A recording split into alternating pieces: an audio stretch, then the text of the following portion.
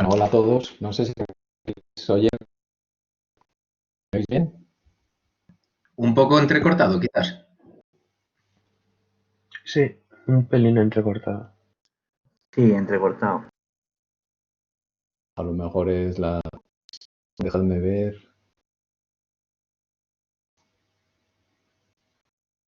La conexión. Vale, parece que... Bueno, si me oís mal entrecortado, pues intento buscar así alguna otra ubicación o lo que sea para intentar que me escuchéis. ¿Me oís un poco mejor o seguís entrecortado? Eso se Yo escuchó. ahora mejor.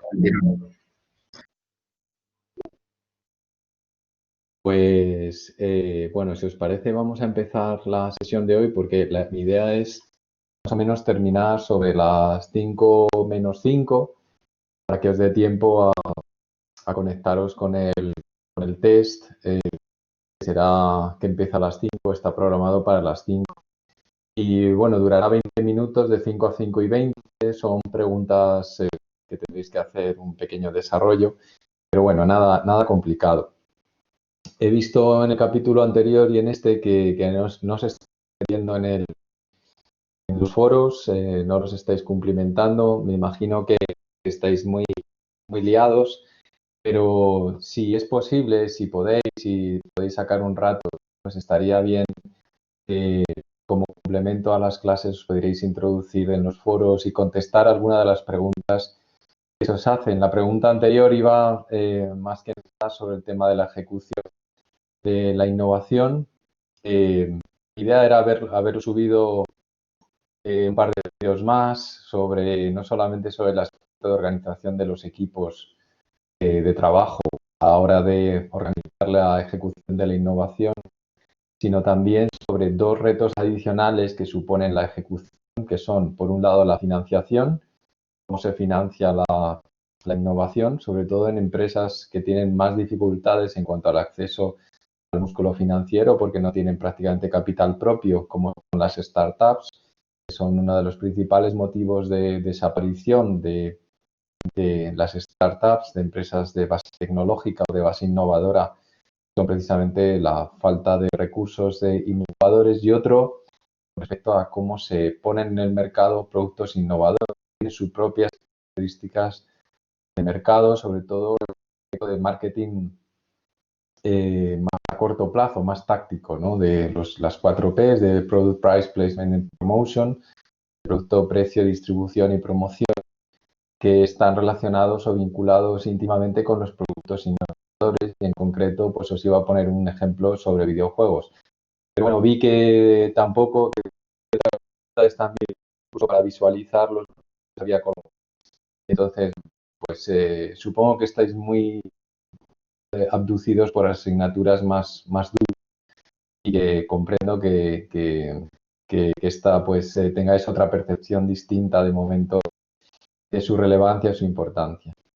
Hoy vamos a pasar muy por encima, como he visto que no os habéis conectado a los foros, la primera parte es simplemente algo, las primeras transparencias son algo que es motivo a la obra de un diseñador que tenéis más información en el foro, un diseñador, no sé si es británico o americano, que lo que hace es pues dibujar una serie de objetos y se hace preguntas sobre cuál es el poder del diseño, el poder de la marca, ¿no? Él va más bien al tema del brand, de la capacidad que tienes de reconocer una determinada marca. Estas son obras de Andrew Miller. No sé si vosotros, pues seguramente podréis reconocer cada una de estas. Si a alguien le apetece compartirlo por el chat, pero estoy seguro, porque lo he utilizado otras veces en clase, que estáis pensando, si alguno lo queréis decir en voz alta, pues perfecto, la vais a adivinar todos. ¿Alguien sabe qué es esto? Converse. Eso es. A lo mejor os cuesta más porque ya es un modelo un poco anticuado. A lo mejor lo habéis visto a vuestros BlackBerry, ¿no? padres, ¿no? BlackBerry, BlackBerry. y este es el... Esto también es un poco pasado de moda, pero bueno, a lo mejor lo habéis La visto incluso en Polaroid. alguna película. La Polaroid. Bueno, esto supongo que todos habréis jugado alguna vez, ¿no? A los Trivial. jueguitos sí que El habréis jugado Trivial. al Trivial. Muy bien. ¿Y esto qué os suena? ¿Qué os viene a la Una cabeza? batería. Una batería. Sí, es una batería, pero ¿os viene alguna marca en particular? Alcalino. Duracell. Sí, Duracell, ¿no? Duracell, la verdad. ¿Y esto? Esta es una pregunta para los golosos que les gusta el chocolate. Un Ay, el Toblerone. Toblerone. Toblerones, sí. Bueno, esta es fácil. Y esta es una de mis favoritas, ¿no? Sin nariz y tal, pero todos Playmobil. conocéis Lego. Esto para fumadores. Servicio. Sí, bueno, Crayola. No quiero perder mucho tiempo. Esta es curiosa, porque todos sabéis lo que es, ¿no? Todos habéis ido ¿qué? A un McDonald's, ¿no? Y este más todavía, ¿no? A pesar de que parece que es un vaso de plástico sin más, pues a todos, si estabas, por supuesto, Coca-Cola, Coronitas a quien le guste la cerveza, el cubo de Rubik. Esta es curiosa también. ¿Qué tiene a la cabeza? Las Pringles. Las Pringles, sí señor. Bueno, pues nada, se ha acertado todo. Este ejercicio en realidad que es bastante aparentemente tonto, realmente trasluce un poco lo que vamos a hablar. O sea, vamos a hablar de cuál es el valor de ese reconocimiento que hacéis sobre imágenes aparentemente sin ningún tipo de rasgo, sin ningún tipo de signo, sin ningún tipo de elemento que puedan definir cuál es el origen empresarial. Sin embargo, la mayoría de vosotros habéis pensado en un origen, simplemente con ver la imagen. Eso vamos a verlo desde la perspectiva, desde una doble perspectiva. Por un lado, desde la perspectiva de cómo se protege ese valor, es decir, ese intangible que hace que vosotros reconozcáis mirando un cilindro, que es una pila Duracell, o mirando una figura, pues que penséis que es un Toblerone, o una especie de cosa deforme que os suene que son las patatas de McDonald's. Bueno, pues esa capacidad, ese intangible que hace que eso dentro de vuestro cerebro se traduzca en un mensaje claro, pues tiene un precio. Y hay gente pues que le ha puesto precio y tiene un valor.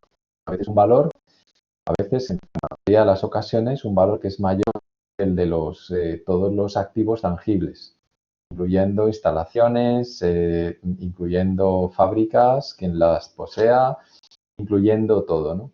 Y de eso es lo que vamos a hablar y de cómo proteger esos intangibles, porque claro, la botella de Coca-Cola, que no hay otros refrescos que estén con la misma botella, sería estupendo, ¿no? Poderlo hacer así. Bueno, y veremos pues que eso tiene un sistema de protección.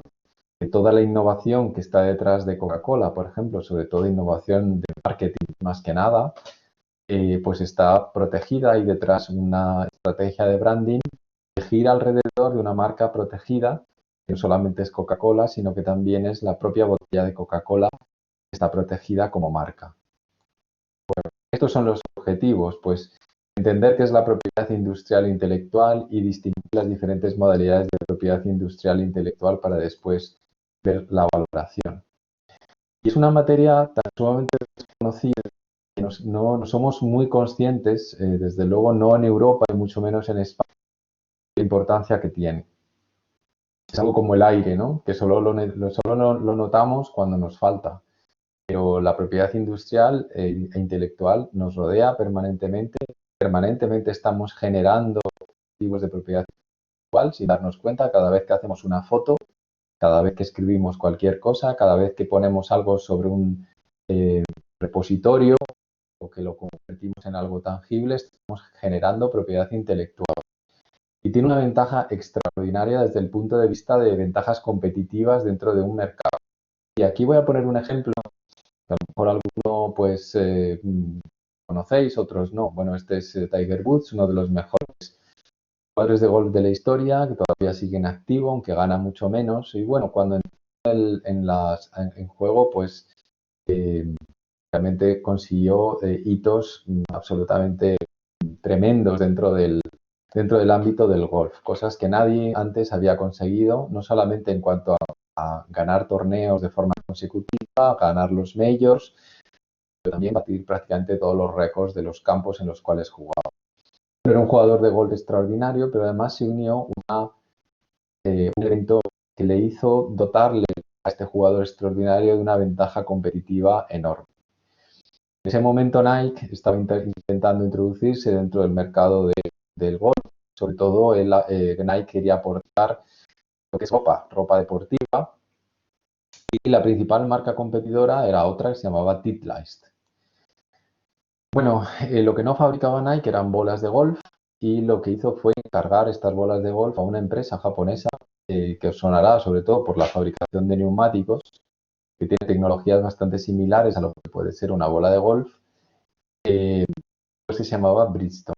Y aquí tengo la patente de Bridgestone, la patente de la protección tecnológica de una bola de golf, donde aparecen las diferentes capas que componen la bola de golf, con los diferentes momentos de inercia de la bola, con las características de dureza de las diferentes capas, con sus características específicas, ¿no? Como veis, dureza short, etcétera, etcétera. Bueno, pues esta es la bola que utilizaba Tiger Woods. Tiger Woods, esta bola tenía unas características que le hacían que volara mucho y que además tuviera una resistencia aerodinámica bastante más pequeña que las utilizadas hasta ese momento. Y además se manejaba muy bien en el sentido de que el golpe del palo transmitía muy bien el esfuerzo y por lo tanto era más fácil controlar el sentido y la dirección de la bola. Bueno, no es que los demás jugadores de golf fueran estúpidos, enseguida empezaron a darse cuenta de que había una ventaja competitiva en el estilo de Tiger Woods, independientemente de que fuera muy bueno, pero ganaba con demasiada suficiencia. ¿Pero qué es lo que sucedía? Pues que casi todos los jugadores de golf tenían contratos de exclusividad con las empresas suministradoras de diferentes, digamos, aparatos o vestimenta o utensilios que utilizan en el golf, ¿no? Y Titleist tenía más de la mitad de los contratos de exclusividad con los jugadores que en ese momento estaban en el circuito. Nike apenas tenía un 15, algo más de un 15%. Evidentemente, los jugadores que tenían un contrato de exclusiva con Titleist comienzan a presionar a Titleist, y el Titleist lanza una bola nueva, que es la Pro V1. En este tipo de empresas, pues es tan importante este tipo de lanzamientos que incluso provocan una subida de la cotización en bolsa, ¿no? Aquí veis, Pro V1, la pelota que cotiza en alza en Wall Street. ¿Qué es lo que pasó?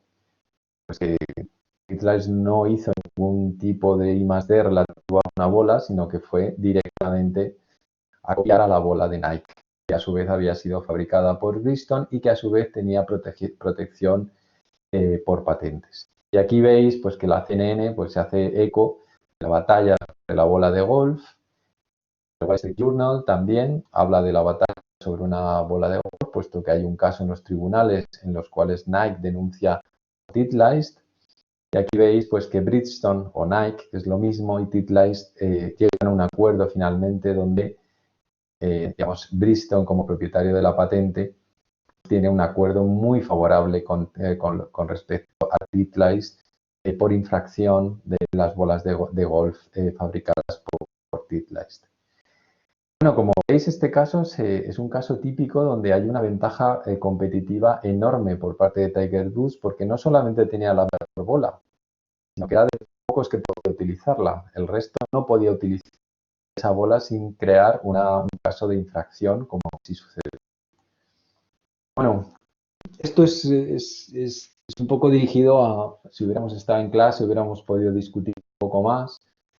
Pero si queréis y a algunos apetece pues, decir algo al respecto, pues aquí sería pues, estas tres preguntas. Primero, si pensáis que Tiger Woods tenía una ventaja competitiva a disponer de exclusividad en el uso de la tecnología. Segundo, ¿cuál fue la estrategia de Titleist y cómo podía haber evitado la infracción? Y tercero, si os parece una buena estrategia de Bridgestone la de llegar a un acuerdo antes de iniciar un caso en los tribunales. Bueno, ¿alguien se atreve a contestar o a dar su opinión? ¿Conocíais el caso? No, la verdad. No. Bueno, y los que os habéis atrevido a comentarlo, ¿qué os parece? ¿Os parece que Tiger Woods probablemente hubiera ganado muchos menos torneos si no hubiera tenido esa posibilidad de utilizar en exclusiva la bola? A ver, yo no sé si habría ganado los mismos o no, pero obviamente es una ventaja, ¿no? Tener Exacto. la mejor. Exactamente, tener la mejor equipación y sobre todo en algo tan sensible como puede ser una bola, unas características determinadas, pues evidentemente probablemente era muy bueno y hubiera ganado muchos torneos, pero probablemente no con suficiencia con que lo hacía, ¿no? Titleist coge el atajo, ¿no? ¿Cómo pensáis que podría haber evitado la infracción directamente? ¿Podría haberla evitado? ¿Pensáis que había alguna estrategia mucho más inteligente a esta o quizás estaban demasiado presionados sus ejecutivos y decidieron tomar el camino?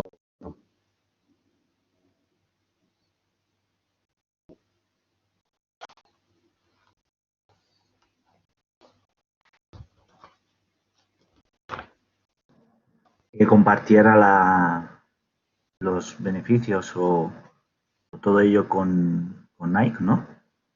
Exacto, sí. Podía haberse acercado a Nike y haber intentado llegar a algún acuerdo previo, por ejemplo, un acuerdo de licencia.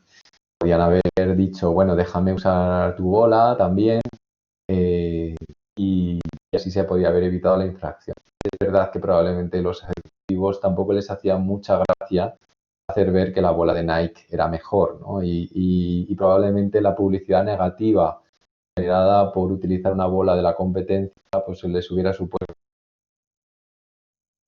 grandes pérdidas. Aunque al final, pues el resultado fue el inevitable y es que pasó a la y finalmente, pues llegó a un acuerdo. ¿Qué os parece? ¿Es inteligente llegar a un acuerdo? Bueno, para esto quizás es una pregunta un poco complicada para vosotros porque el sistema jurídico de Estados Unidos es especialmente complicado, con muchos niveles y por lo tanto es complicado y se llega muy a menudo a acuerdos extrajudiciales, ¿no? Normalmente a cambio de cantidades de dinero absolutamente astronómicas.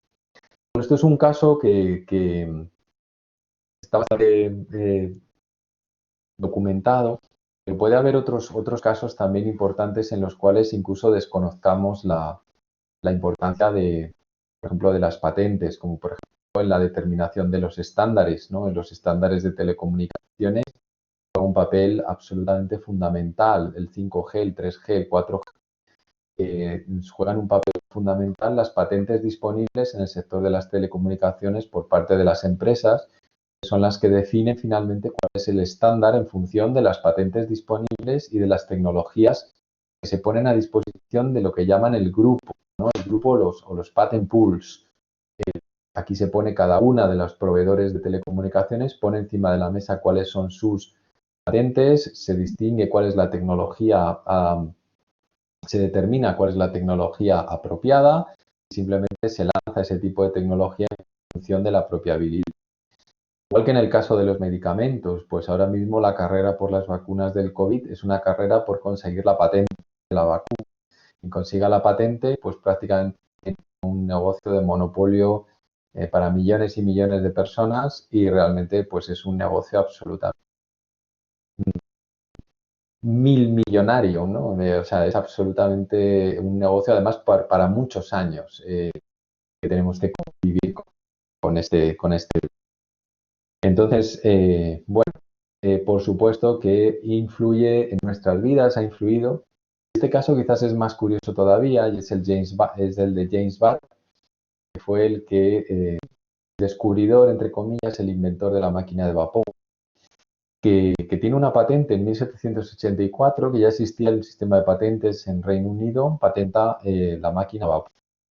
Parece que simplemente la historia de James Watt es una historia lineal en el sentido de que era el típico inventor que desarrolla un prototipo de la máquina de vapor que funciona, que la pone en marcha y tiene éxito en el mercado. Pero realmente la historia de James Watt es como bastante desgraciada, es una persona bastante desafortunada y que realmente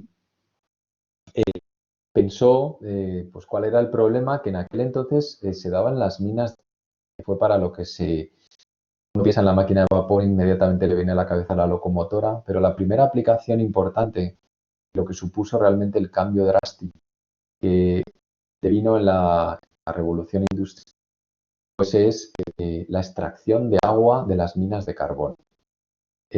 Hasta entonces se utilizaba la máquina de Newcomen, pero claro, ahí la condensación se realiza en la misma cámara que la expansión. Hay unos cambios de temperatura brutales y los pistones en aquel momento pues eran de un material bastante débil, con lo cual se rompían enseguida y gastaban muchísima energía.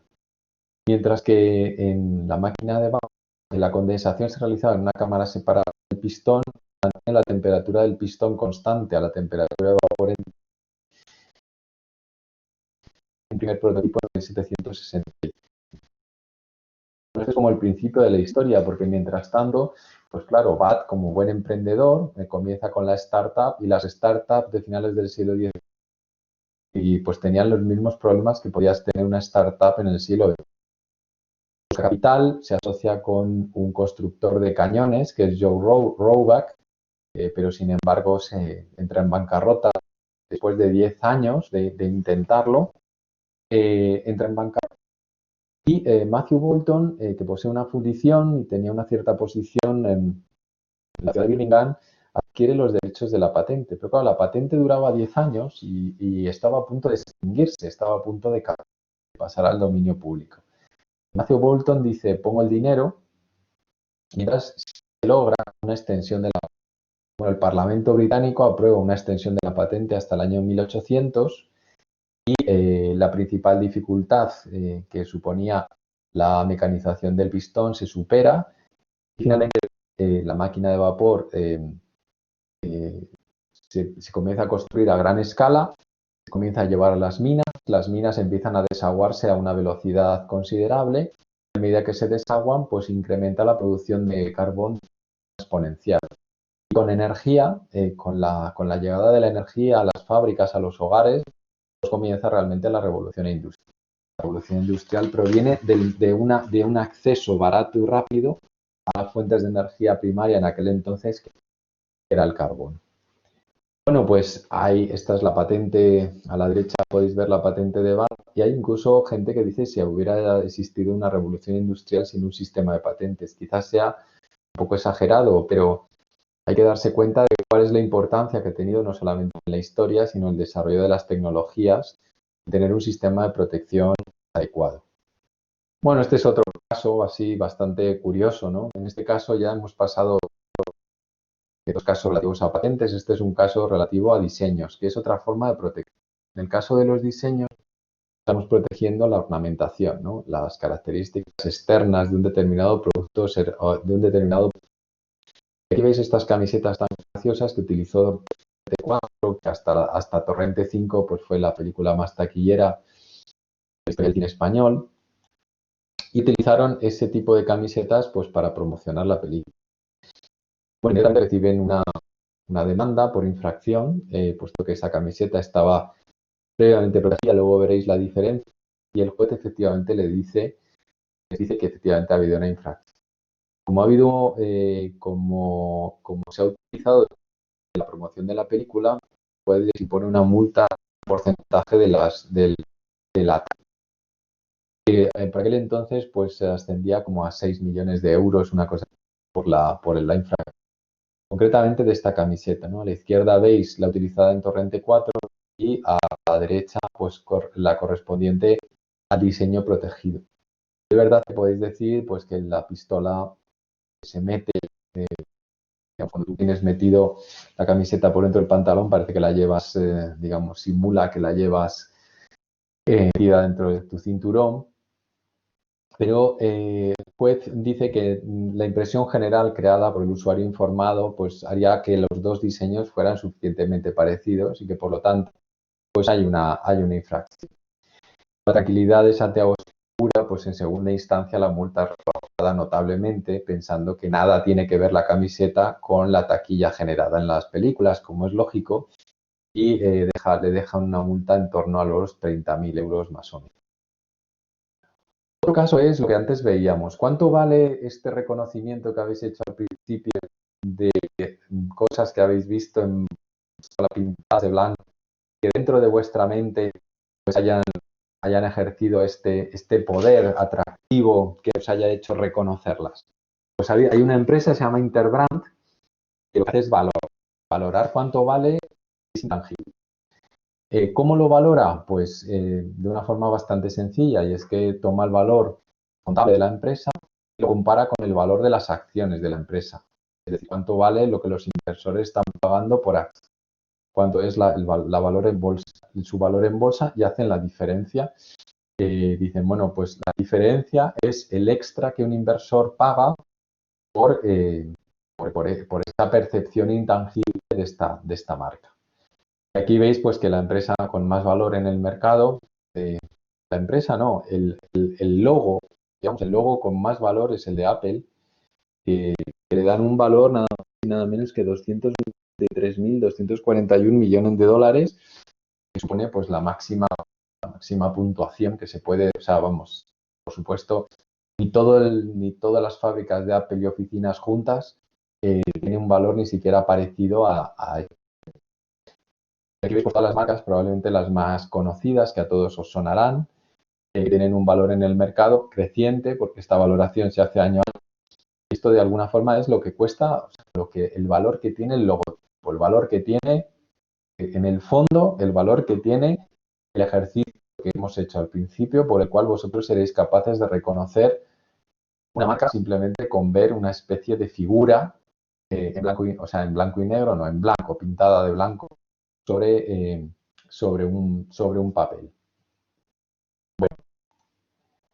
Bueno, a ver, en el año 2019 un crecimiento espectacular de las marcas. ¿Cuáles diríais que son las marcas que más han crecido? Si os preguntase en 2020, yo creo que todos acertaríais. ¿Cuál va a ser la marca que más haya crecido cuando se haga la valoración? ¿Cuál pensáis?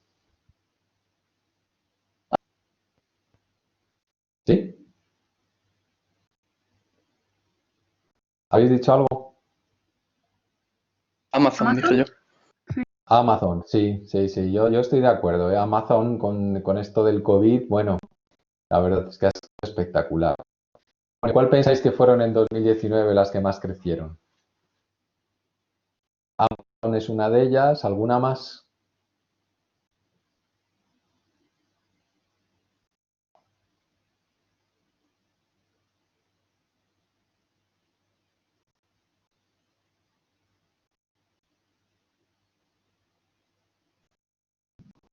Bueno, desvelaremos el secreto. Estas son las que más crecieron. Primero Mastercard, que creció muchísimo, más de un 25%.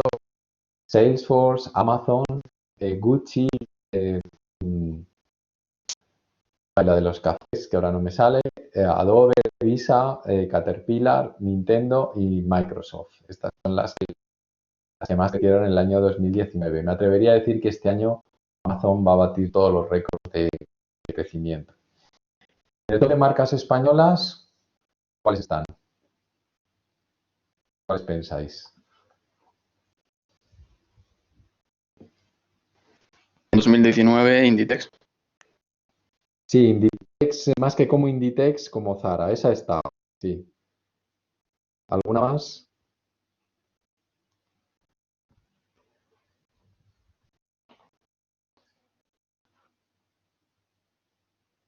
Bueno, desvelo el secreto. Bueno, estas son las más importantes. Por supuesto, la mejor colocada es Zara, Movistar, Santander. Y si veis un poco cuáles son las... en que esto es prácticamente una foto de lo que es socialmente España, ¿no? Incluso industrialmente. Como veis, hay empresas de energía, empresas de moda, por aquí está Zara, por aquí está Bershka, Mango. Luego están la empresa de telefonía por antonomasia, Movistar, bancos, pues Santander y el BBVA, la Caixa, y alguna empresa energética como Naturgy, Iberdrola, empresas de servicios aquí junto con Zara, Massimo Dutti. Están empresas de cerveza, como no podría ser de otra manera, yo creo que están todas, Mau, Cruzcampo, DAM, Estrella de Galicia, y alguna superficie comercial, ¿no?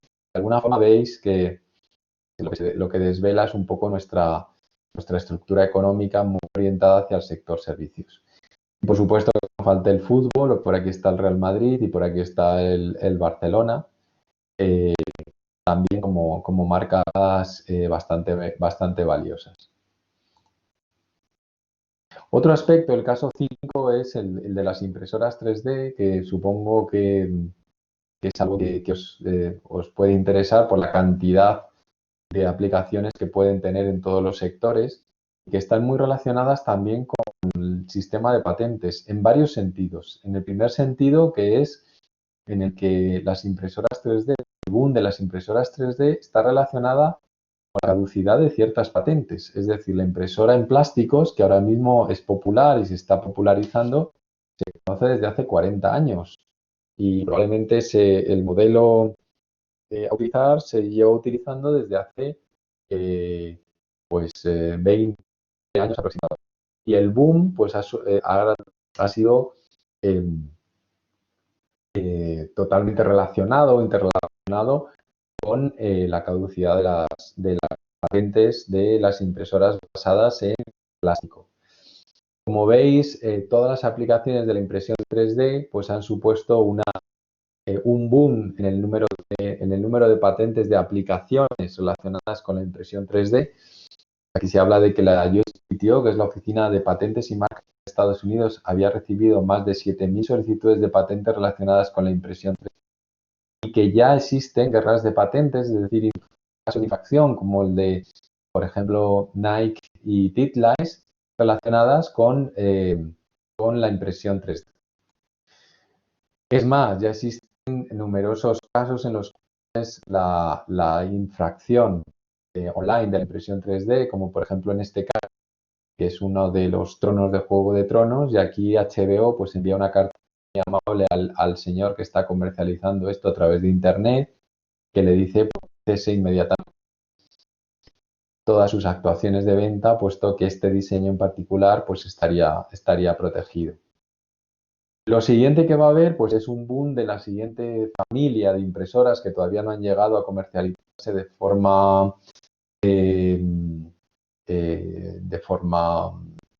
generalizada dentro del mercado, que se refieren a la caducidad de la patente relacionada con la impresión 3D, pero con tecnología láser y aplicado sobre todo a polvo metálico.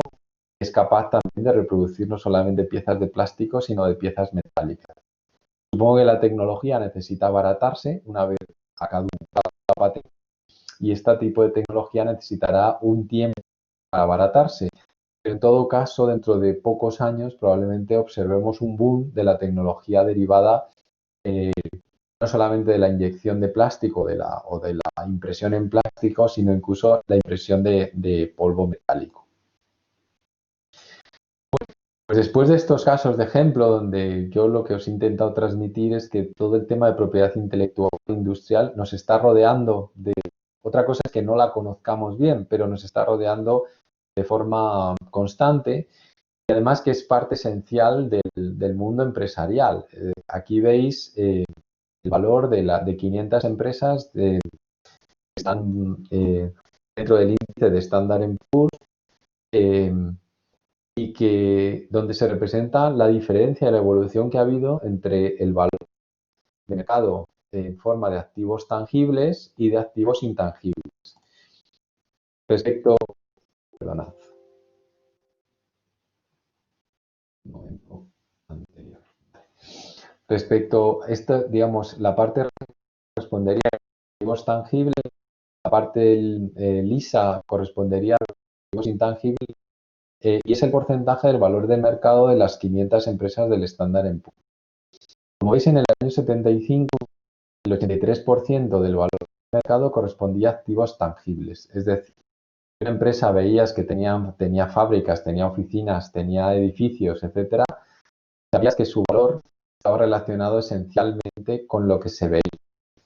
Hoy en día, el valor de las empresas está relacionado fundamentalmente con lo que no se ve, con su valor intangible.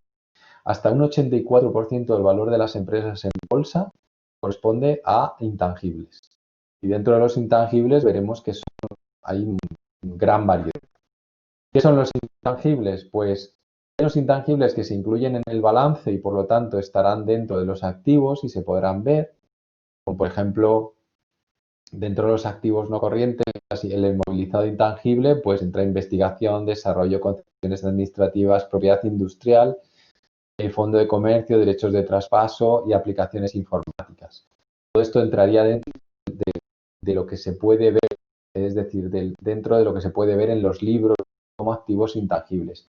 Activos intangibles que no se pueden ver en los libros, la cultura organizativa, la estructura organizativa, la formación del personal, las capacidades, la cultura organizacional, la lealtad de los clientes, la satisfacción de los empleados, todo esto. Eso efectivamente, aunque no esté en los libros, los inversores son capaces de analizarlo. Son capaces de comprar una acción de Facebook, por ejemplo, fundamentalmente sabiendo cuál es la satisfacción de sus empleados o cuál es la lealtad de sus clientes, de alguna forma, si se usa mucho, se usa poco, cuál es la evolución de su utilización. Pese a que no estar incluido dentro de un libro de contabilidad, sí que es suficiente para decidir a un inversor. En el caso de los intangibles incluidos en el balance, pues hay muchos de ellos que no están incluidos de una forma eficiente. Por ejemplo, en propiedad industrial, la forma de valorar los activos que se incluyen en el balance es a coste de adquisición, es decir, a coste de cuánto te ha costado el registro de una patente o de una marca. Bueno, pues quien tuviera el registro de la patente de la impresión 3D, pues imaginaos el valor que puede tener esto y sin embargo está insuficientemente representado en los libros de contabilidad. Bueno, ¿qué características? Bueno, ¿alguna pregunta hasta ahora? ¿Más o menos claro?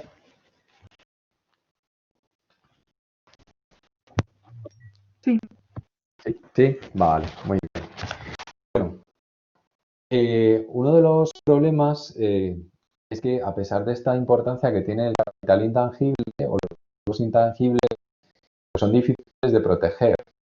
¿Por qué? Pues por sus propias características, ¿no? Es decir, tú puedes cerrar la puerta del cuando sales o cerrar la puerta de casa, pero este tipo de activos están basados esencialmente en conocimiento, están muy vinculados a la sociedad del conocimiento, no se pueden apropiar por los métodos tradicionales, no los puedes meter dentro de una caja fuerte o no los puedes meter dentro de una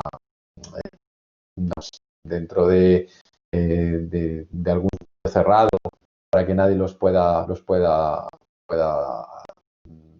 reflejar. La información, por ejemplo, que aparecía en la patente de la pelota de golf era absolutamente facilísima de transmitir. O sea, se puede simplemente con la figura esa, yo os la transmito y ya no solamente la tenéis vosotros, sino que a su vez, mediante un teléfono móvil, la podéis transmitir de forma indefinida. Es decir, no cuesta absolutamente nada la transmisión. El coste de producción, por ejemplo, de esa pelota de golf, pues a lo mejor pues llevó años de ensayos sobre diferentes tipos de pelotas para ver exactamente cuál era la configuración óptima en cuanto a combinaciones de dureza de las diferentes capas, en cuanto a forma externa de la propia bola, etcétera, etcétera.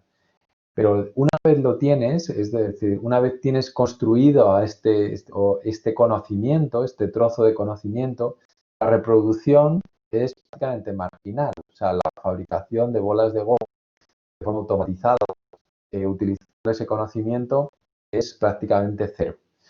Lo mismo pasa con los medicamentos. Los medicamentos muchas veces nos parecen excesivamente caros, pero realmente lo que no vemos es que antes de que llegue un determinado medicamento, una pastilla en la farmacia, pues realmente hace falta gastar miles de millones de euros en procesos de investigación y desarrollo extraordinariamente costosos, ¿no? Entonces, el coste de producción de estos conocimientos es muy alto y el coste de reproducción es absolutamente marginal. Lo mismo pasa con las marcas. Digamos, el efecto que causa que una marca dentro de vuestra mente, digamos, se convierta en una serie de referencias a productos o servicios de un determinado origen empresarial, conlleva un enorme gasto de publicidad, pues de fuerza de ventas, de inversiones, que sería tan fácil de reproducir como directamente esa marca, pues ponerla sobre cualquier otro producto.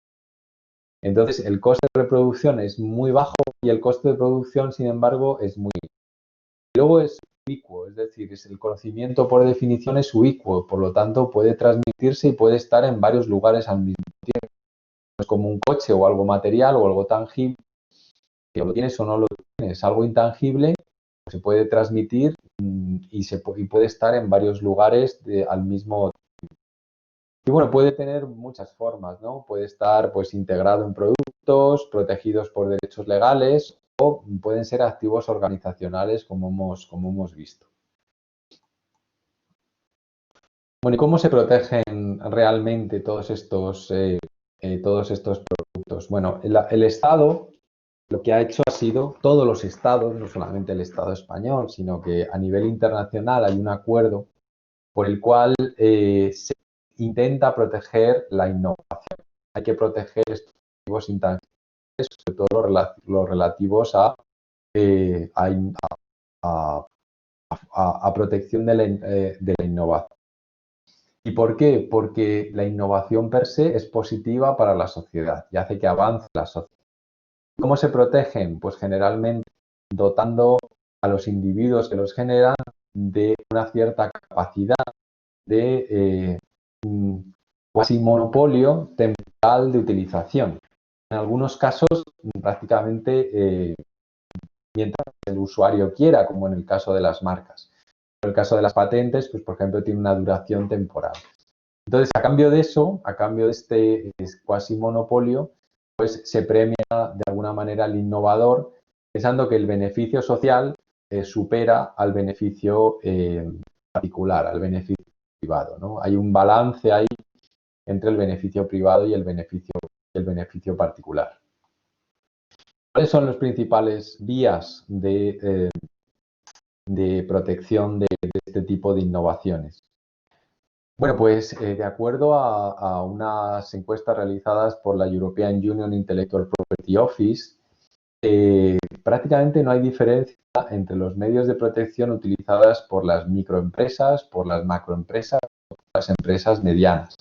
Prácticamente en todos los casos, aquí tenéis un listado de las principales vías de protección de la innovación utilizadas por las empresas micro. Estas serían las pequeñas. Estas serían las medianas. Bueno, prácticamente coinciden con pequeñas modificaciones en que todas coinciden en cuanto a las vías de protección preferentes. Bueno, por resumir, ¿cuáles son las vías de protección? Pues hay dos, básicamente. Unos que son los títulos de propiedad intelectual e industrial, marcas, diseños, patentes, derechos de autor, indicaciones geográficas, modelos de utilidad, variedades vegetales o semiconductores. Todos ellos son formas legales de protección de la innovación. Y luego formas alternativas como son los dominios de Internet, que son el medio preferido de protección de la innovación, la confidencialidad, es decir, a través de los secretos empresariales o comerciales, el apalancamiento de los diferentes activos intangibles, es decir, la combinación de diferentes títulos de protección, el time to market o el lead time o el beneficio del pionero, que es la llegada al primer mercado, que supone evidentemente una carrera constante por ejercer el liderazgo del mercado, pero no cabe duda que supone una fuente de protección de la innovación importante. Otra forma es la complejidad del diseño. Cuanto más complejo sea el diseño, es para los competidores copiar dicho diseño, aunque llegarán a copiar. Cualquier cosa que tenga éxito en el mercado se copia. Eso es algo absolutamente inevitable. La protección de bases de datos u otros. Bueno, importante, las estrategias pueden y deben combinarse. Cada empresa tiene que definir su propia estrategia su propia estrategia en función tanto del producto o proceso que quiere comercializar como del tipo de innovación. Ninguna de las estrategias es gratis. Puede parecer que alguna de ellas tiene menos coste que otra, pero todas valen dinero. Incluso el secreto, mantener algo en secreto, veremos que conlleva una inversión importante por parte de la empresa para que dicho secreto pueda considerarse como tal.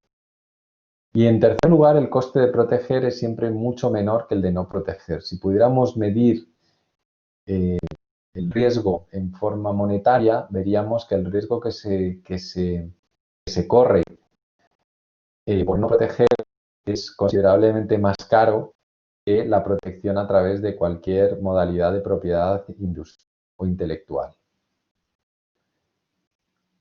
Vale, antes de entrar en las formas de protección, preguntas.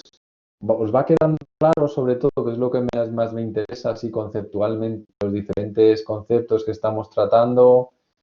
¿Os llega el tema del aspecto de intangibilidad?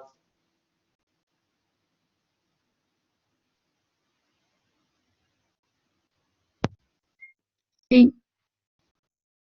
Vale, perfecto. Bueno, si tenéis cualquier pregunta, pues me interrumpís. Bueno, pues vamos a ver primero formas alternativas de protección. Bueno, aquí debería aparecer, no sé si espero que se pueda visualizar. ¿Lo oís? Sí, Un poco bajo, pero sí. Vale. Se corta un poco. Sí, un segundo.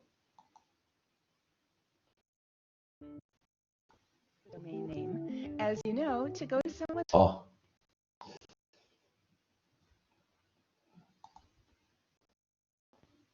What is a domain name? As you know, to go to someone's website, you type an address into your web, or the link takes you there automatically. That takes you inside the domain name system, or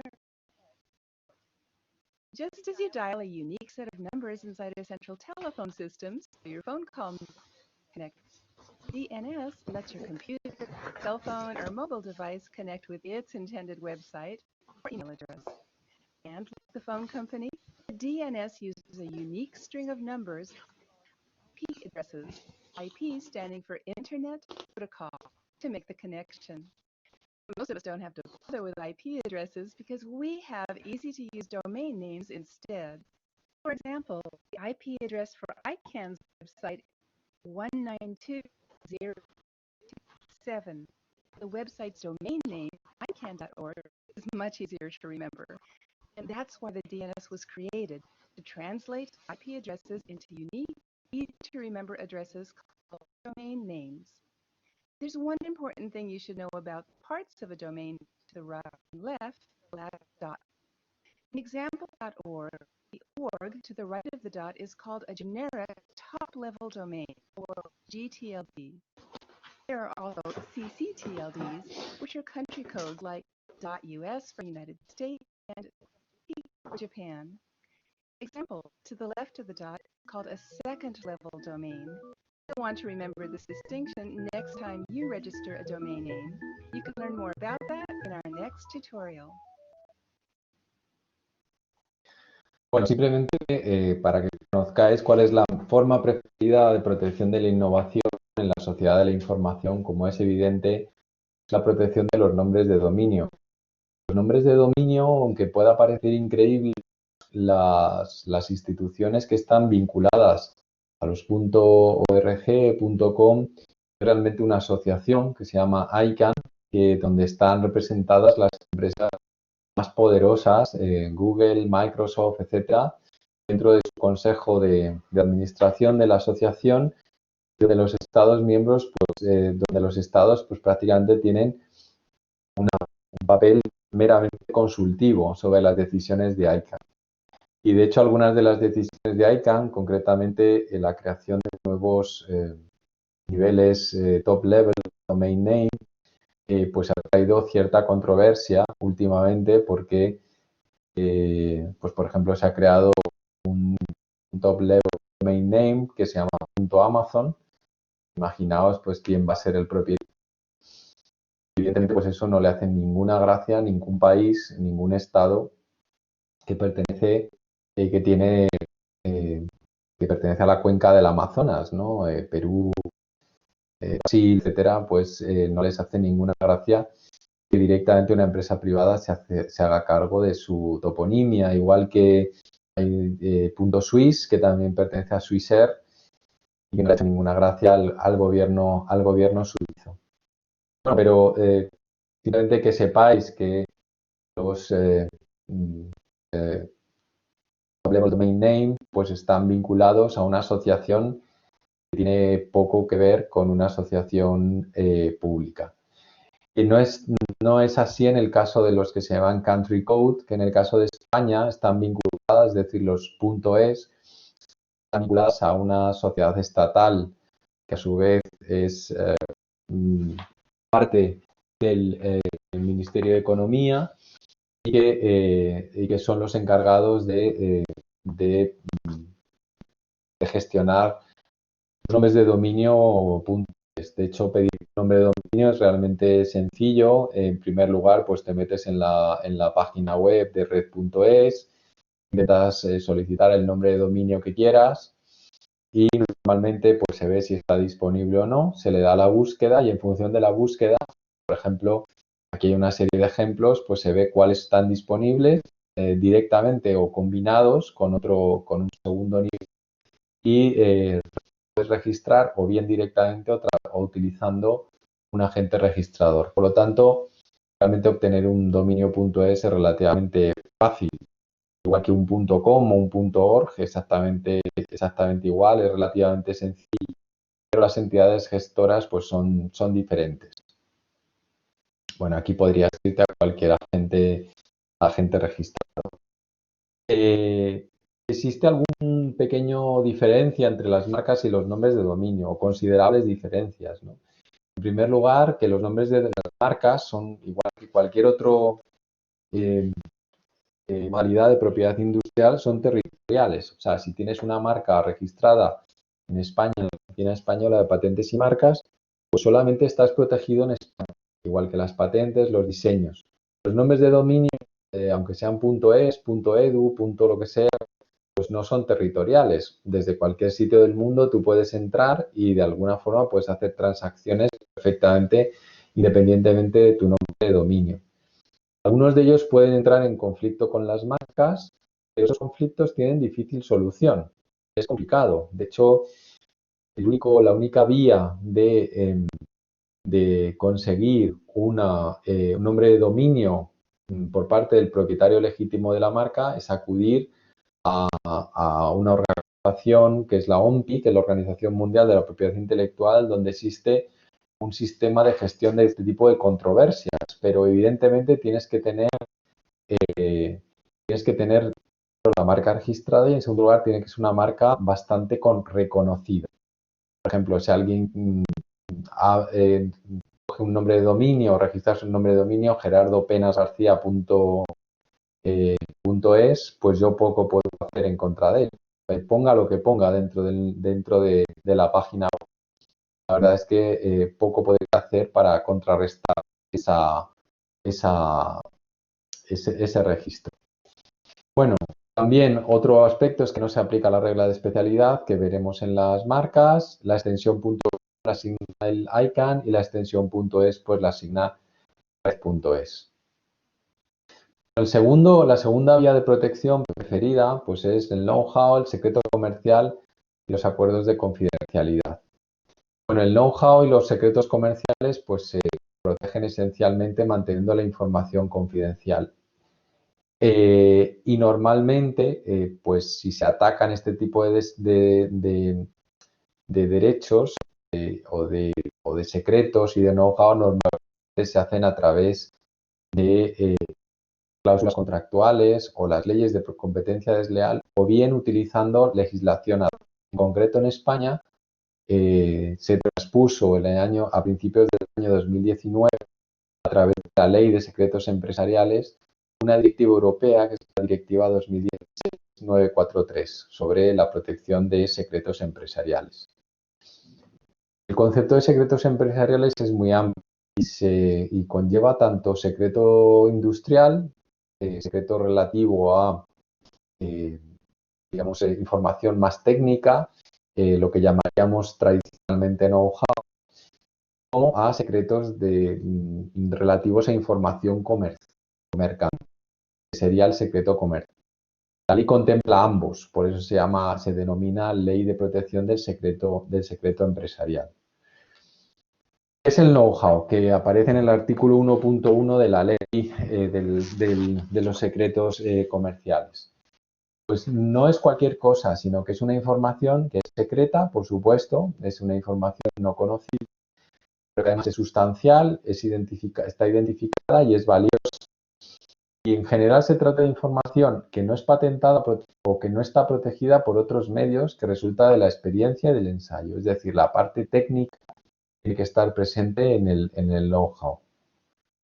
Cuando queremos definir cada uno de estos conceptos, pues tenemos que tener claro qué significan, porque estos conceptos son acumulativos en el sentido de que para que esté protegido el know-how tienen que aparecer los 4 conceptos dentro del producto que intentamos proteger.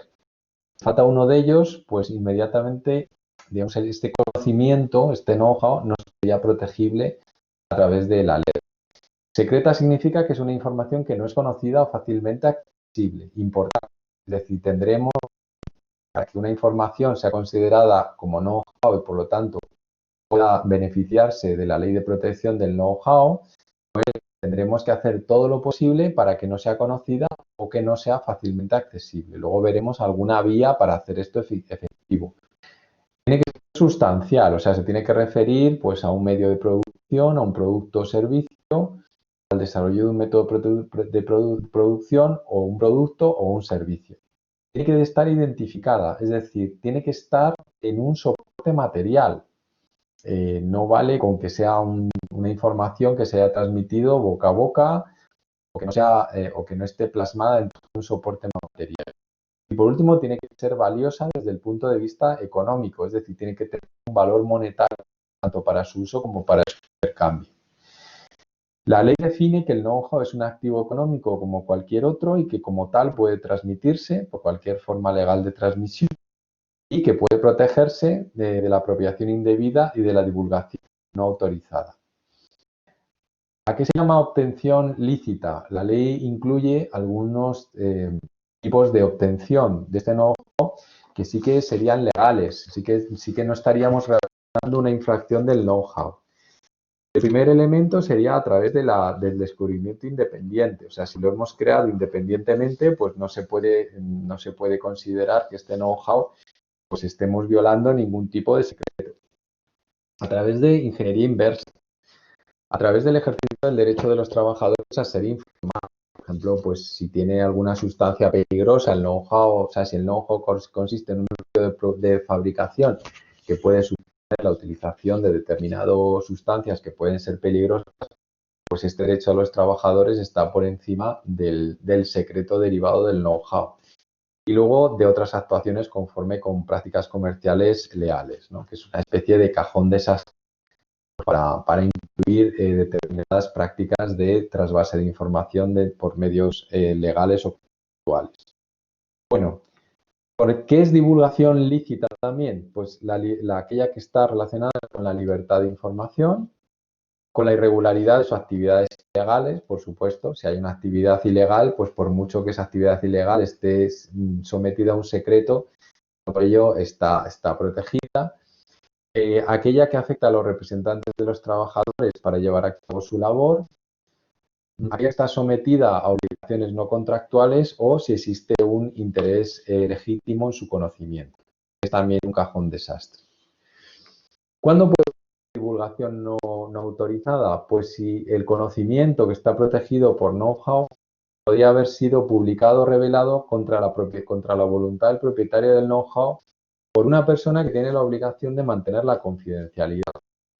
Si se dan estos dos supuestos, es decir, que una persona que tendría que estar obligado a guardar confidencialidad divulga la información que está sometida a know-how, pues entonces sería una divulgación no autorizada, por lo tanto perseguible y por lo tanto una infracción de los derechos derivados del.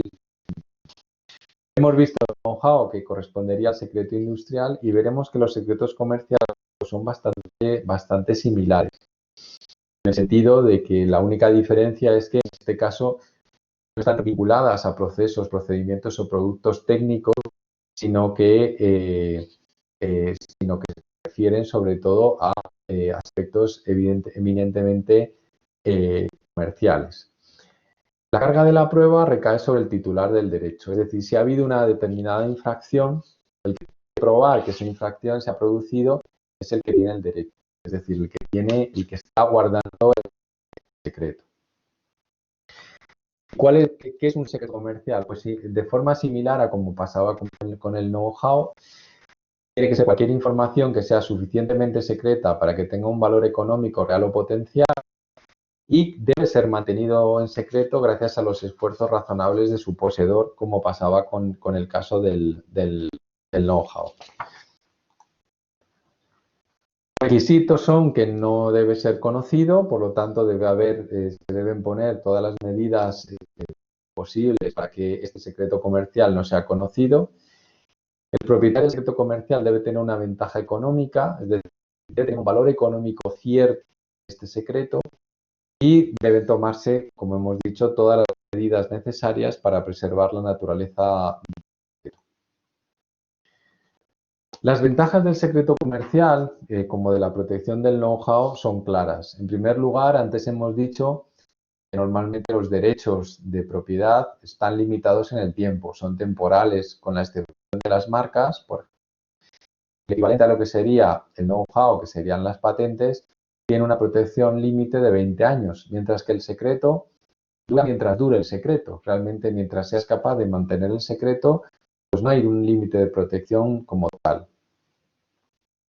Por otro lado, solo beneficia al propietario del secreto. En el caso de las patentes, como ya veremos, es necesario la publicación. A los 18 meses se publica la solicitud de patentes para información de terceros.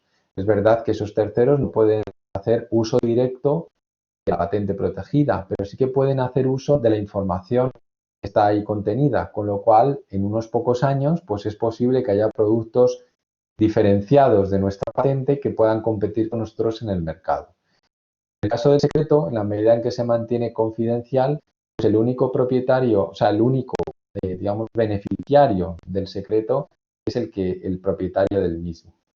Y después no tienes que ir a una oficina, no tienes costes de registro, no tienes tasas, si bien tiene un coste determinado, como luego veremos. Algunos ejemplos míticos de secreto, pues es la receta del Colonel Sanders del Kentucky Fried Chicken, por un lado, o por ejemplo la fórmula de la Coca-Cola, que siempre se ha dicho que es un secreto. Ya sabéis que es una cosa totalmente mítica, porque hoy por hoy cualquier químico se puede conocer su composición de una forma muy sencilla y más un producto químico tan sencillo como es la Coca-Cola. Entonces nos referíamos a que es necesario establecer una serie de medidas, es decir, no basta con que algo sea secreto con decir que es secreto, sino que es fundamental establecer una serie de medidas para considerar que algo realmente es secreto.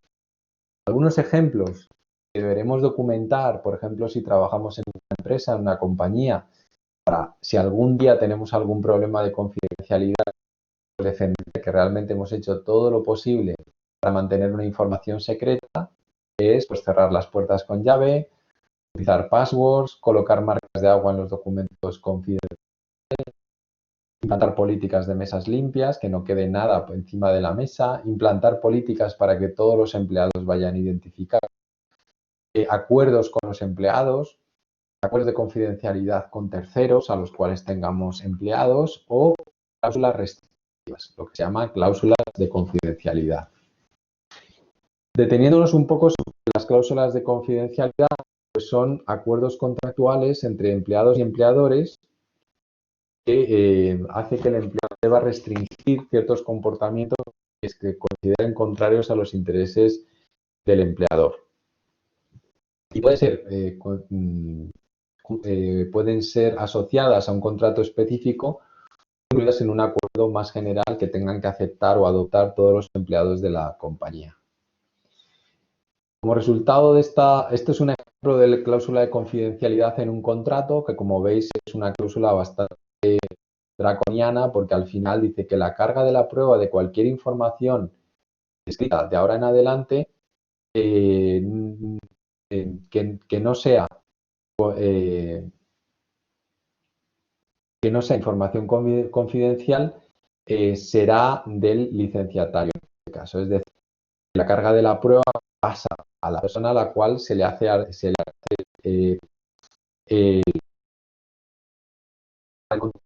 si hay una de información, el culpable será él mientras no demuestre lo contrario, ¿no? Básicamente es lo que comentan estas cláusulas, que son bastante duras. Casos famosos, quizás el caso más famoso fue de José Ignacio López de Arriortúa, que fue un alto ejecutivo, muy alto ejecutivo de General Motors, que después fue fichado por Volkswagen, pues se llevó determinada información que era susceptible de ser utilizada por Volkswagen y que derivó en un pleito en los tribunales que al final se resolvió a través de un acuerdo entre Volkswagen y General Motors, por el cual Volkswagen tuvo que pagar 100 millones de dólares a General Motors por la información que se supone que sustraída por López de Arriortúa de General Motors. En el fondo, López de Arriortúa realmente había creado esa información, que había generado esa información desde su puesto, y lo único que hizo fue llevarse consigo el know-how que él mismo había generado, pero ignoró que las cláusulas de contratación que tenía General Motors le impedían llevarse toda esa información. Fue un caso bastante sonado y sobre todo salpicó a una persona que en aquel entonces pues era una figura reconocida por su capacidad de gestión. Bueno, no todo el mundo debe firmar una cláusula restrictiva. A la hora de entrar en una empresa es muy importante definir quién puede tener acceso a qué información, cuál es la relación entre la empresa y el empleado, y solamente hacerlo firmar al personal clave, al personal que puede tener acceso a una información particular o especial. Bueno, y si no respeto la cláusula, pues las consecuencias pueden ser dramáticas desde el punto de vista de finalización del empleo, es decir, un despido procedente, hasta tomas de medidas cautelares o, en el peor de los casos, incluso la asunción de daños y perjuicios por el tipo de información que se haya filtrado. Bueno, el tercer tipo, hemos visto que los métodos de protección que más utilizados son, por un lado, los nombres de dominio, en segundo lugar, los secretos, y en tercer lugar es el time to market o el beneficio del pionero o el first mover advantage, que es la ventaja producida por ser el primer ocupante significativo en un determinado mercado. Hay algunos ejemplos como Cintra o Talgo en España, puede haber más. Las ventajas fundamentales es que del pionero son, primero, que tienen una mayor efectividad en la protección, es decir, si combinan la entrada pronta en el mercado con una protección eficaz de todos sus activos intangibles, pues este apalancamiento entre la entrada en el mercado y estos activos, esta protección, pues es notable, es decir, se multiplican los efectos de protección. Y después pueden adquirir, al llegar pronto, toda la tecnología básica relacionada con una innovación determinada con el cual entran en el mercado. Tienen la posibilidad de registrar patentes, marcas, diseños para protegerse. Tienen la posibilidad de acceder a recursos tanto tecnológicos como de mano de obra, como de materia prima, esenciales para tener éxito en el mercado. Acceden a la reputación de ser el primero en el mercado. La reputación es extraordinariamente importante en temas de innovación. Pueden influir directamente sobre las condiciones económicas del mercado con respecto a los newcomers, a los que quieren entrar en el mercado. Lógicamente estarán influidos de forma notable por este primer entrante y tienen la posibilidad de convertir los beneficios generados en, a su vez, nuevos recursos que les hacen incrementar las ventajas. Claro, no todos son ventajas. En muchos casos conocemos un montón de productos que intentaron entrar en mercados que parecían muy nuevos, muy innovadores y que simplemente fracasaron, ¿no? Sin ir más lejos, la Google Glasses pues es un ejemplo claro de producto que a pesar de su innovación y de su revolucionario diseño, pues fue incapaz de abrirse hueco entre los usuarios. Por lo tanto, hay unas incertidumbres grandes, hay costes mayores en el desarrollo de una tecnología, de educación del mercado, costes derivados de marketing, de canales de distribución inexistentes normalmente. Hay riesgos, por lo tanto, es decir, las posibilidades de error aumentan y por lo tanto los riesgos también aumentan, las posibilidades de financiar este tipo de riesgos son más costosas y es imposible construir barreras de entrada permanentes para los competidores. Por lo tanto, los competidores tardarán un poquito más en llegar, pero llegarán sin duda. Por lo tanto, se puede concluir que efectivamente el First Mover Advantage o el Time to Market o el Lead Time es una ventaja real para productos innovadores, es una forma de proteger las innovaciones, sobre todo en mercados rápidos.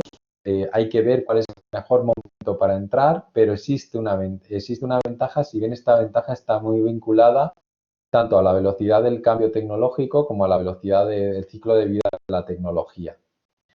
Los riesgos de esta estrategia son muy altos, pero también lo pueden ser las recompensas, ¿no? Y todos sabemos pues el éxito que ha tenido Apple, que fue el único que en su día apostó por la tecnología táctil en los teléfonos móviles, una tecnología extraordinariamente arriesgada, una apuesta muy arriesgada, pero vemos las recompensas que les ha supuesto el liderazgo durante los últimos 15 o 20 años. Y después, por otro lado, entrar es solo el primer caso y tenemos que tener un constante análisis de demandas de los clientes para adaptar nuestra oferta a dichas demandas. En el caso de que paremos esta evolución, lo más probable es que tengamos dificultades de supervivencia en un mercado muy competitivo y innovador. ¿Preguntas? ¿Hasta ahora? Yo tenía una duda. Sí. Que has dicho que los secretos empresariales no tienen las limitaciones de las patentes temporales, pero ¿y espaciales? O sea, porque una patente puede tener patente en España, pero en Francia, si no tiene nada, pues la pueden copiar, ¿no? Esa es otra ventaja, o sea, ni temporales ni espaciales, en el sentido de que el secreto solamente beneficia independientemente del territorio, mientras que las patentes efectivamente lo puedes tener protegido en España, pero si no lo tienes protegido en Francia, pues te pueden estar fabricando en Francia sin ningún problema. Es verdad que no podrían importar a España porque en España lo tendrías protegido. Mientras que con el secreto nadie en el mundo se puede beneficiar. Lo que sucede es que la experiencia nos dice que mantener un secreto tecnológico hoy en día es prácticamente imposible. O sea, no es, o sea, a través de ingeniería inversa, etcétera, es casi imposible mantener un secreto, ¿no? Casi todos los casos que se ven en tribunales son secretos de tipo comercial, normalmente de ex empleados, empleados antiguos que se van de la empresa y se llevan algún tipo de información con ellos. Entonces, bueno, esos son los casos que van a tribunales, pero secretos tecnológicos como tal es realmente complicado mantener hoy en día un secreto como tal. Bueno, gracias por la pregunta.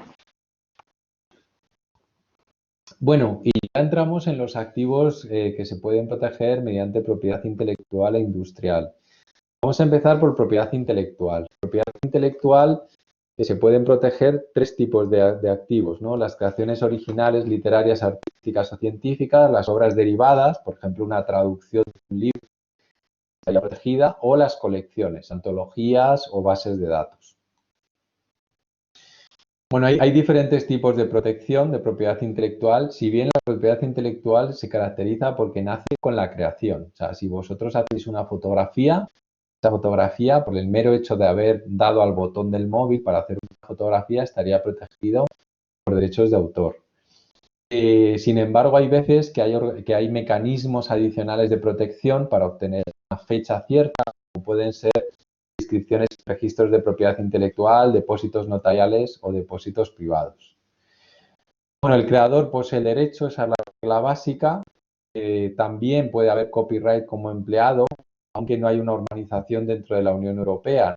Por ejemplo, en Francia, Bélgica, Alemania, Italia, Luxemburgo y Polonia, pues el creador es el que posee el copyright, salvo en el caso del software, mientras que en UK y en España es el empleador el que posee el copyright del trabajo realizado, ¿no? Lo que se llaman las creaciones laborales. Entonces es el empleador el que posee el derecho de explotación del copyright. Bueno, los TFGs y los TFMs en la universidad, pues como hemos dicho, con la mera creación, es decir, la transposición de una idea o de un conocimiento dentro de un soporte físico, como podría ser un TFG o un TFM, pues es del que lo escribe. El tutor pues puede dar alguna indicación, pero realmente el derecho corresponde a los estudiantes que lo han desarrollado, y las entidades públicas pues pueden tener un derecho sobre la explotación comercial del TFG o del TFM, pero cualquier tipo pero todos los derechos per se pues corresponden en este caso al estudiante que está acabando su grado o su máster. Hay dos tipos de derechos del copyright, unos derechos morales que tratan de proteger la personalidad del autor y derechos económicos que se permite la explotación económica de las obras generadas, ¿no? Derechos morales pues son el derecho a ser nombrado como autor, el derecho a oponerse a modificaciones sustanciales de la obra, el derecho a modificar la obra respetando los derechos adquiridos por terceros o a retirar la obra, ¿no? Alguien que se arrepiente de una obra de juventud y dice, bueno, yo quiero retirar la obra, mi nombre, no quiero que sea asociado a esta obra. Y luego tenemos los tipos de derechos económicos, que son los derechos de reproducción, de hacer copias, derechos a comunicación al público o bien el derecho a distribución de la obra. ¿Cuánto duran los derechos? Pues bastante, ¿no? En la Unión Europea y Estados Unidos normalmente es la vida del autor más 70 años y si hay coautoría hay que esperar a que se muera el último y contar 70 años. Y obras anónimas y obras de empresa pues se veían en la Unión Europea 70 años después de la primera publicación, en Estados Unidos 95 años desde el año de la primera publicación o 120 años de su creación, el que expire antes. Como veis son derechos extraordinariamente largos. Las obras derivadas, por ejemplo, interpretaciones de obras musicales o una interpretación que hace una orquesta de una obra de Beethoven, ¿no? Cuyos derechos por sí mismo pues se han extinguido ya han pasado más de 70 años desde su muerte y muchísimo más, ¿no? Bueno, pues si hay una obra interpretada por una orquesta, por ejemplo, de la Quinta Sinfonía de Beethoven, esa obra en sí, esa interpretación estaría protegida hasta 50 años después de la fecha de interpretación. Y los derechos de emisión, por ejemplo, de un programa de televisión, pues estarían protegidos en la Unión Europea 50 años después de hasta 50 años después de la primera emisión. Hay algunas excepciones al copyright en la Unión Europea, como pueden ser unas excepciones obligatorias, como por ejemplo el caching, ¿no? El caching es cuando tú buscas en una página web y se crea en la caché de tu ordenador, en la memoria caché, una copia de una página web para poder acceder más rápidamente. Bueno, pues eso sería, como está protegido por derechos de autor las páginas web, pues sería una infracción. Tú no lo puedes guardar en teoría, ¿no? Bueno, pues para evitar esto, pues en este tipo de actos temporales de reproducción sin significación económica se exceptúa en la propia legislación esta infracción. También reproducción de pequeñas partes para hacer TFGs, TFMs, tesis doctorales, donde tú lo que haces es reproducir un trozo de artículo citando la fuente. Bueno, en este caso tampoco sería una infracción al copyright. Lo mismo para el derecho a copia privada para uso privado y personal. La copia, es decir, no prestarlo, no venderlo, no revenderlo, no ponerlo a disposición de otros, sino solamente para salvaguarda propia. Esas son limitaciones. Otras limitaciones, pues obras permanentes en lugares públicos, a los cuales se les puede hacer fotografías sin problemas porque realmente no estarías infringiendo ningún derecho, uso para educación e investigación o uso para administración de justicia o seguridad pública. Bueno, aquí algunos ejemplos, voy un poco rápido porque nos quedamos sin tiempo. Muy brevemente, aunque intentaré hacer un vídeo explicativo de todos estos derechos, muy brevemente para contároslo, pues deciros que los derechos de creaciones de personalidad en general se engloban bajo la denominación de Intellectual Property Rights Intellectual property en la terminología anglosajona conlleva lo que nosotros llamamos copyrights o derechos de autor, propiedad intelectual, que ya hemos visto lo que protege. También la propiedad industrial. Y en propiedad industrial tenemos la protección de innovaciones técnicas a través de patentes y modelos de utilidad, la protección de diseños a través de diseños industriales, la protección de la imagen corporativa de las empresas e innovaciones corporativas a través de las marcas y los nombres comerciales. Bueno, aquí tenéis un poco la relación entre los diferentes tipos de innovaciones y sus formas de protección. Bueno, para resumir los diferentes tipos de propiedad intelectual e industrial, aquí tenéis los derechos legales, qué se utilizan y cómo se obtienen. Las patentes se utilizan para proteger invenciones nuevas y se utilizan a través de una solicitud y un examen previo de requisitos tales como la novedad o la actividad inventiva. Los modelos de utilidad exactamente igual. Son una modalidad de protección de las invenciones técnicas que dura menos, dura tan solo 10 años y que se utilizan sobre todo para invenciones de un poquito de menor calado que las patentes. Los derechos de autor protegen obras originales y creativas que se generan automáticamente. Por primera creación ya tienes el derecho. Las marcas sirven para distinguir productos y servicios de una empresa de los de su competencia y se obtienen mediante su uso y registro. Los diseños que protegen la apariencia externa de un producto y se utilizan mediante el registro, o sea, se obtienen mediante un registro en las oficinas de propiedad industrial de cada uno de los estados. Y por último, el secreto, que es información, como hemos dicho, es valiosa, que intentamos que no sea conocida, que hacemos esfuerzos razonables para que no sea reconocida y que se obtiene pues haciendo estos esfuerzos y después haciéndolos valer. Bueno, y esto es un caso simplemente para que penséis, para que le deis vueltas, para que reflexionéis sobre las diferentes partes que puede tener, por ejemplo, un teléfono móvil, que podría protegerse, que podría, qué tipo de modalidades de protección podrían tener. Bueno, y faltaría una parte breve, que es la parte de valoración, y ya me voy a quedar aquí para daros tiempo de prepararos para la prueba que empieza a las 5. Y la parte que queda, que es corta, que es simplemente nada, 10 minutos de valoración de cuáles son las formas de utilizar la propiedad industrial, pues eso os colgaré un vídeo muy breve sobre esta segunda parte. Nos quedan 2 o 3 minutos para preguntas, si alguno tenéis alguna.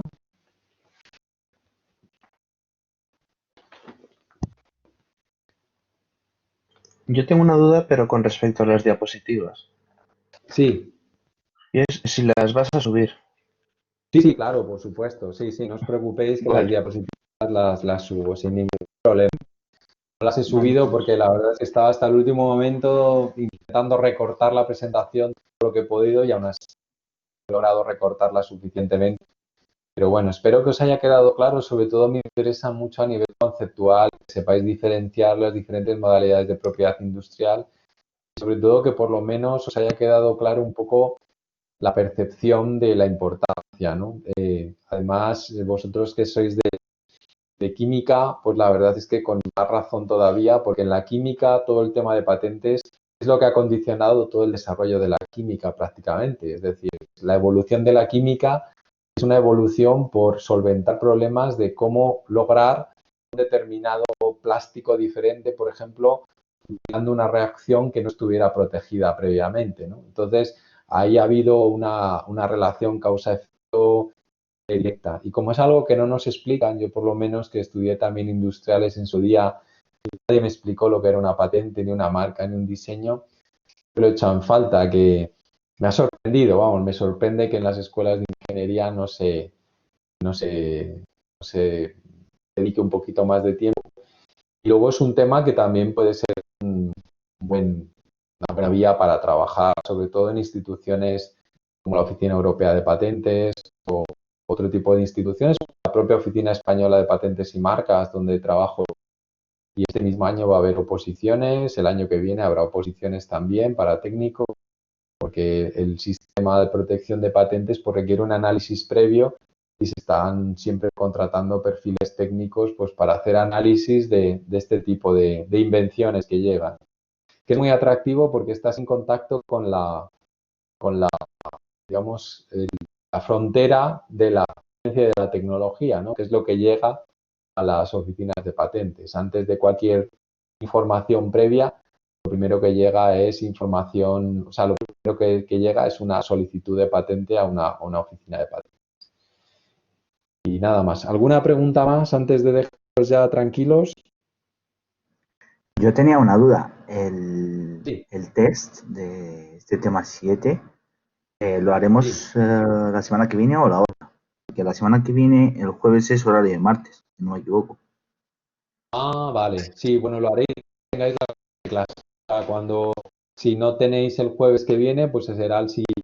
Cuando sea la siguiente clase, pues el que le toque, que no seré yo, porque yo ya he tenido las dos clases, pues, pues será el que tenga que hacer el cuestionario del tema 7.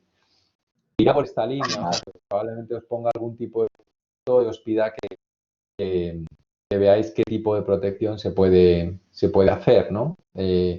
Sobre un producto, el que sea, pues probablemente no sea un móvil, por no repetir, pero algún tipo de producto sí que os pondré para que le deis vuelta sobre qué tipo de posibilidades de protección podéis tener. Entonces, bueno, pues ya por ahí los tengo. Y no sé, la próxima clase no sé a qué corresponde, sea el profesor Ramos o profesor Lemus, no lo sé muy bien. Yo creo que ya es el profesor Ramos que va a hacer la próxima clase. Si no es el jueves que viene, pues será probablemente al siguiente. De todas formas, os colgaré la presentación como la otra vez para los que queráis verla o reverla o revisitarla, pues así tenéis tranquilamente mientras os movéis en el autobús o lo que sea, podéis verlas y es más cómodo. Dentro de difícil que es esta situación, pues ponerlo lo más fácil posible. Y nada más, que tengáis mucha suerte, que sobreviváis a estos tiempos tan difíciles y sobre todo pues que estéis bien de salud vosotros y vuestras familias y nada, todo para lo que viene y que os sea leve dentro de lo difícil que es esta situación. Nada, que tengáis buena tarde, mucha suerte con el examen, tened paciencia y bueno, está todo en los vídeos que colgué, con lo cual bueno, espero que no tengáis dificultad. Muchas gracias. Muchas gracias. Gracias. Adiós. Muchas gracias. Adiós, hasta pronto, adiós, adiós. Hasta luego.